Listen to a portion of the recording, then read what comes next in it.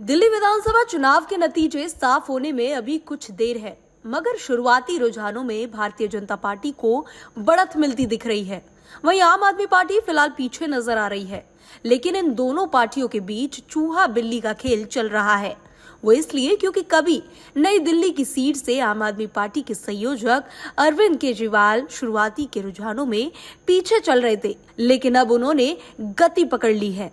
इन दोनों के बीच चल रही कांटे की टक्कर में कांग्रेस अस्तित्व की लड़ाई लड़ती दिख रही है। सुबह 9 बजे तक की जानकारी के मुताबिक कांग्रेस केवल 2 सीटों पर आगे चल रही थी। दिल्ली में कुल 70 विधानसभा की सीटें हैं। बहुमत के लिए 36 का आंकड़ा लाना जरूरी है। सबसे दिलचस्प बात ये रही कि आज काउंटिंग के दिन दिल्ली में मौजूद कांग्रेस पार्टी का प्रदेश मुख्यालय 8:40 पर भी ताला लगा नजर आया। यही नहीं, जब प्रियंका गांधी से चुनाव के नतीजों को लेकर सवाल किया गया तो उनका जवाब सुनकर आप भी हैरान रह जाएंगे। उन्होंने कहा कि मुझे कुछ पता ही नहीं, मैंने अभी देखा ही नहीं। यानी कि प्रियंका गांधी को दिल्ली के इन चुनावों में कोई दिलचस्पी है ही नहीं। सुनिए। I don't know. I haven't checked yet. Research says that it's a big seat for BJP. And what you say? BJP a clear victory. 15 seats. Let's give up his speech. I haven't seen the results. Just slightly.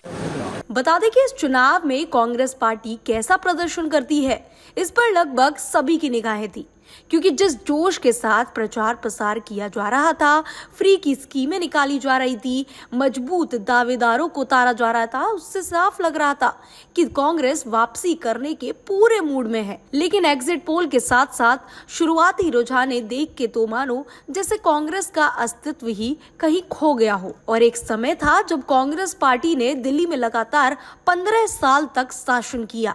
Sheila Dikshit 2013 तक मुख्यमंत्री रही, मगर उनके बाद party की दिल्ली में जो दुर्गति हुई वह अब तक उससे उभर नहीं सकी है।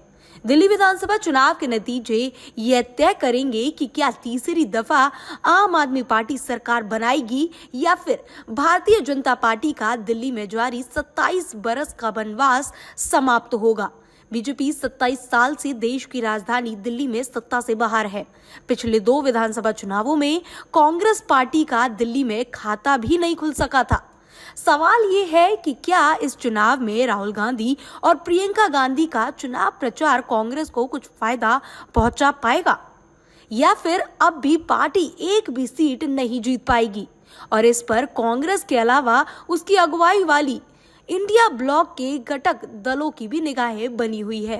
खैर, किसके पक्ष में और इस सत्ता के संग्राम में विजय प्राप्त कौन करता है, वो बस कुछ ही देर में सामने आ जाएगा। Bureau report, TV7 Bharat.